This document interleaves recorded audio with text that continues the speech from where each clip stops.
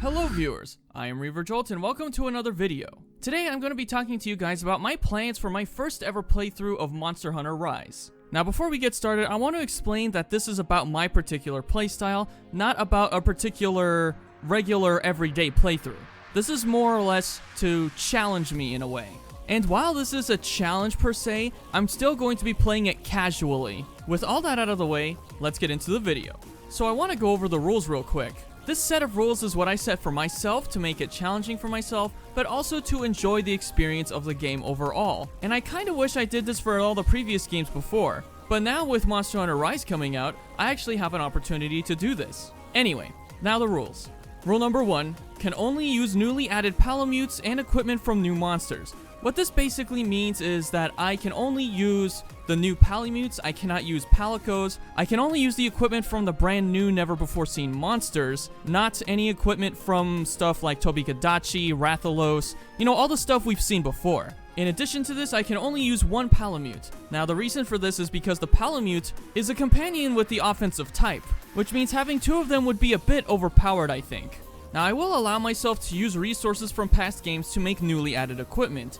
The reason for this is because in my classic challenge video, which you guys might have seen, I made a poll to decide whether I use new world items to make old world equipment.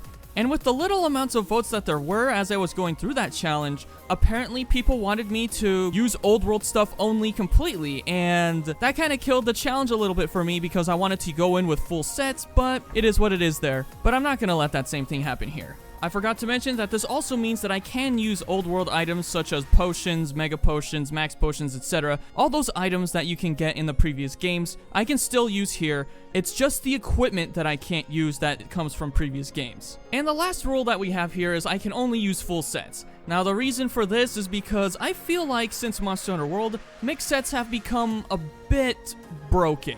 I don't know about you guys, but I've never been a big fan of the meta, mostly because the meta involves using something that basically everybody else uses, which sort of kills the uniqueness of it all for me, so that's why I'm just running full sets here. Now, of course, every time I mention the meta at all, I do have to say that there is nothing wrong with it, it's just that it's not my preferred way to play. And if I do happen to run mixed sets, I'll probably do that after I beat the game.